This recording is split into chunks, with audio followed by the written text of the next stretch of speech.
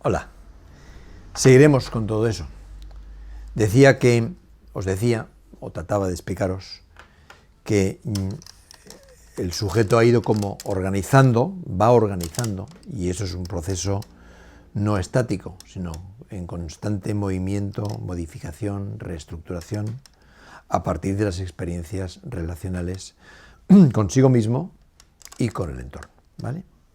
Y os decía también que, claro, en base a cómo yo voy estructurando esa visión del mundo, en realidad también construyo el mundo exterior. Porque el mundo exterior, en último término, no deja de ser el resultado de lo que yo proyecto desde mi experiencia vital, de lo que yo hacia afuera. El mecanismo por el cual lo de dentro se va afuera es una experiencia de proyección. Introyección entra, proyección sale. ¿Me entendéis? Fijaros que hay esos mecanismos. Es decir, yo voy construyendo entonces el mundo a partir de mis propias experiencias personales de relación con el entorno. Y cuando me refiero a que construyo el mundo, me refiero a que voy colocando a cada una de las personas, a los aspectos parciales y no parciales, globales de estas personas, en lugares diferentes del mundo en función también de mi estado personal.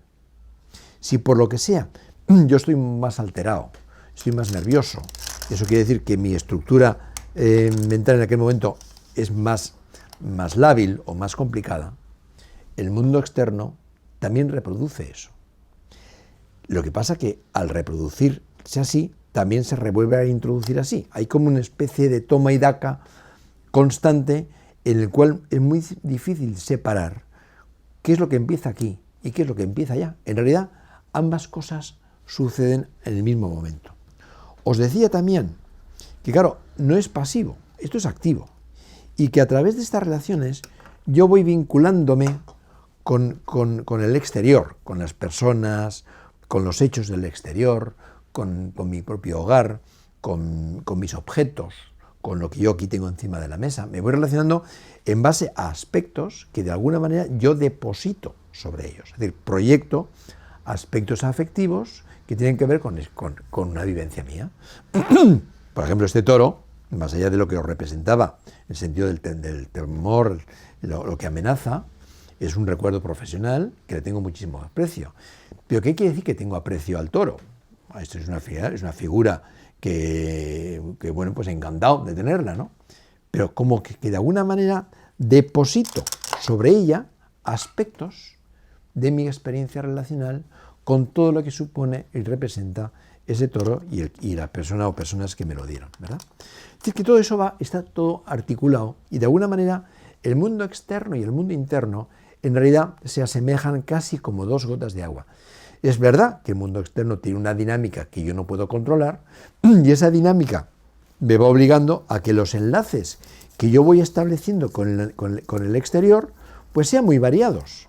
En unos casos son enlaces más rígidos, en otros casos pueden ser enlaces más elásticos, más móviles, porque depende mucho también de los elementos afectivos que vinculan mi mundo interno con mi mundo externo. O sea, esos son mecanismos de defensa, los mecanismos de introyección, de proyección, de escisión, como os contaba en un momento, de disociación. Hay un montón de mecanismos de defensa que están estudiados y en realidad, ¿por qué se llama de defensa? Porque hay siempre como una amenaza y necesito, frente a los niveles de ansiedad que yo voy percibiendo de mi experiencia relacional, necesito armarme de alguna manera para prevenir un miedo o un daño o algo que fantaseadamente me viene a la mente. ¿Me entendéis? Con lo cual, si yo proyecto aquellos aspectos que a mí son desagradables y los coloco fuera, es porque aquello dentro no lo puedo tener y necesito ponerlos fuera. Es que me cae mal tal persona. ¿Por qué te cae mal? ¿La conoces? No, pero me cae mal, no sé qué tiene. Es algo que yo estoy depositando sobre esa persona, que igual ni la conozco, pero que de alguna manera la coloreo con una tonalidad de desagradable, ¿verdad? Pero claro, al tiempo que son mecanismos de defensa, también informan a un buen lector o a un buen escuchante de cómo me lo estoy pasando yo.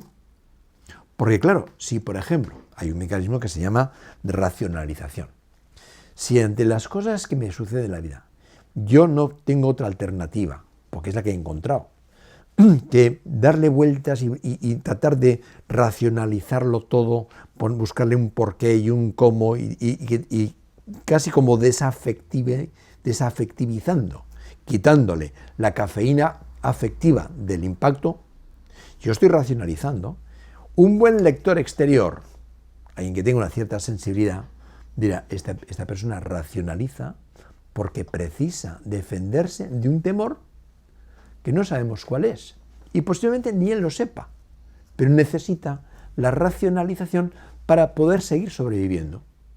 No le podemos decir, deje usted de racionalizar, es que esto no es voluntario. Ojalá lo fuera, porque si fuera voluntario, mira, ahora lo dejo y ahora lo cojo. No, es algo que de alguna manera uno hace, con lo cual disolver la racionalización conlleva ayudar a la persona, y estoy hablando ya en términos terapéuticos, pero también en términos familiares, ayudar al hijo o ayudar al marido o a la mujer a reestructurar las cosas de otra manera. ¿Pero cómo se reestructura eso? Bueno, fundamentalmente hablando. Pero hablando no para convencer, hablando para tratar de entender por qué el otro lo ve así y no lo ve de otra manera. Porque es posible que entonces en ese diálogo, en esa conversación, el otro vaya pudiendo sentirse más tranquilo y no necesitar hacer esta estructura que igual es un poco tambaleante para sobrevivir.